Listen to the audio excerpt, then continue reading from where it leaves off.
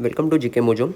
Today we are going to see third part of averages. We have done first and second part which was quite easy to moderate, and this third part especially is based on CAT level questions. Alright, so let's explore some questions which are on CAT level averages part 3. So the first question is three maths classes X, Y and Z. Take an algebra test. The average score in class X is 83, whereas the average score in Y is 76. The average score in class Z is 85, and the average score of all students in classes X and Y together is 79. Average score of all students Y and Z is 81. What is the average of all three classes together? Alright, so they have given various conditions over here. So first of all, we do not know how many students are there in each class. So let us assume that in X there are the small x number of students, in this Y there are the small y number of students, and then this Z there is this small z number of students. Alright, it's fine till here. Alright, we have assumed the number of students. So according to the first condition, we can see if 83 is the average score for class X and total number of students are X, the total would be 83x. So similarly 83x plus this would be 76x plus this 76x upon how much? X plus y, that is the total number of students. This would be equal to the average of both of them, which is given to be 79. Alright, this becomes your equation 1. Similarly, what we'll have is 76y, over here also it's y, right? By mistake I wrote x over here, plus 85z upon y plus z is equals to how much? The average is given to be 81. Alright, now what we need to find out is actually 83x plus 76y plus 85z upon x plus y plus z. This is what you are supposed to find out over here. Alright, so simply nothing but you have to solve the equations, right? So if you take this x and y over here, similarly this y and z over here, you'll get some relationship. From the first, I'll change the ink over here. You get the relationship as 4x is equals to 3y. Alright, that is y is equals to 4x by 3. Similarly, from this one, if you take this y plus z over here, alright, and then you solve, you get 5y is equals to 4z, right? Or z is equals to 5 by 4y. Now we already know the value of y, so we just place it over here. 5 by 4 into 4x by 3. This 4 gets deducted and we have 5 by 3x as the value of z. Alright, now simply what you have to do is you have to place this value, that is y equals to 4x by 3 and z equals to 5x by 3 over here. Alright, and not only over here also all the variables will be replaced, that is y and z will be replaced by this terms that we have found out. So when you do that, you get 83 plus 729 by 3 upon 4, which gives you a value of 81.5. You have to do the calculation on your own. I have just given you the concept of how to solve this question. So the correct answer to this question is 81.5, which is the average of all three classes. Let us have a look at this question now. A set of consecutive positive integers beginning with 1 is written on a blackboard. A student came along and erased one number. The average of the remaining numbers is 35, 7 by 17. What was the number erased? Alright, so basically one number has been erased and then this is the average of the remaining numbers. This is what they are saying. And what are these numbers? These are the set of consecutive positive integers. Right? So as usual, we'll assume the number to be erased as x. Let number that is erased be x. Alright, since this is x, average of remaining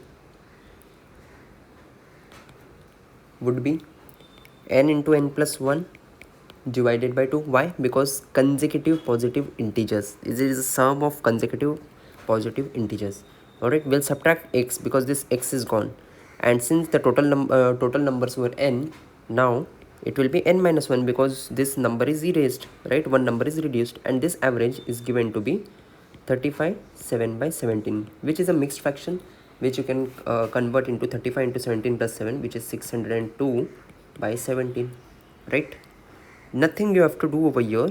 You have to just do one thing. You have to just replace the value of the options that we have. If you use them, you'll be able to find, you'll get a quadratic equation over here that you need to solve, right? And you got to pick up each value of these options. So after you solve, you'll get that n equals to 69 is the total number of numbers and x equals to 7 is the one which is erased over here. Alright, so this x is equals to 7. Hence option A is the correct choice, and this is found out by trial and error method at the end after we get this equation. Let's have a look at question number 3 now. Tarun earned an average of 1500 per month from January to April. In a year, he earned an average of 1600 per month from May to October in that year. His earnings in the month of December of that year was 300 more than his earning in the month of November of that year. His average monthly earning for that year was 1675. Find his earning in the month of November. They were asking you for the month of November, right? So total earning of Tarun from Jan to April, what was it? It was 1500 into 4 because he was earning 1500 per month, right? And Jan to April are 4 months. So this is 6000, right? Clear till here? Similarly, total earning of Tarun, from May to October.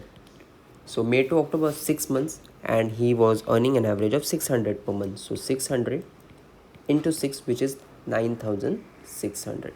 Correct?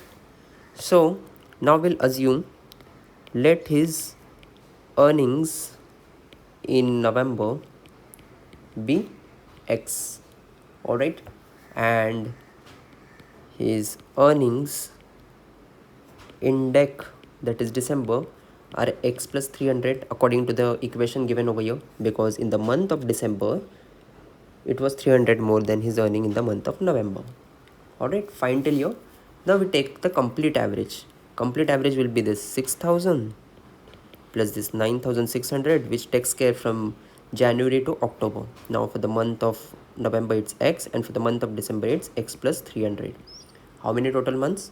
12 months, and this average is given to be 1675. Solve this, you'll get the value of X as 2100.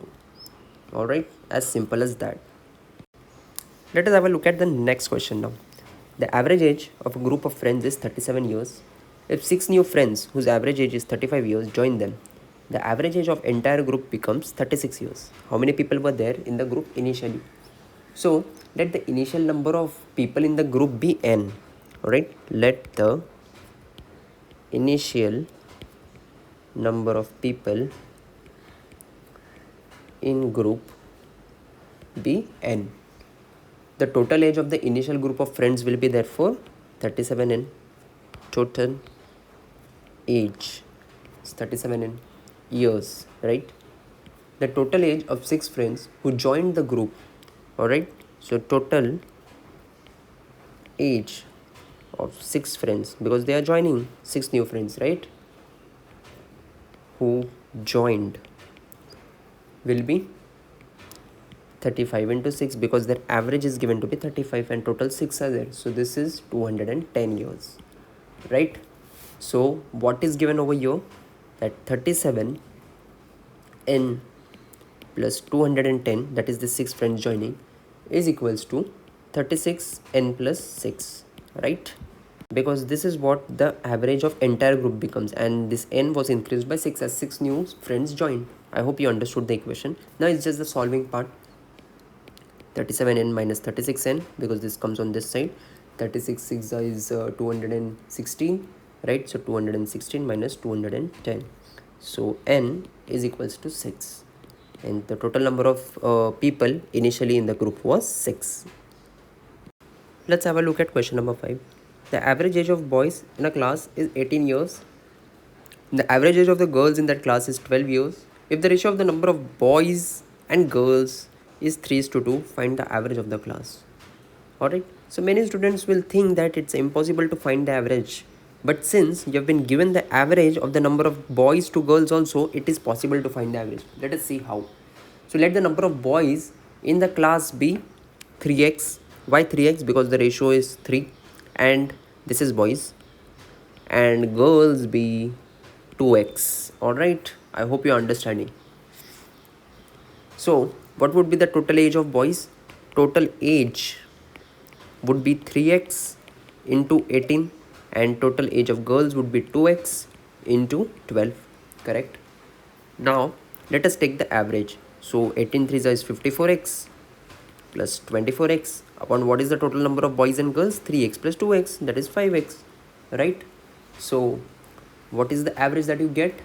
So you get 78x upon 5x. X gets cancelled. 78 by 5 is 15.6 years.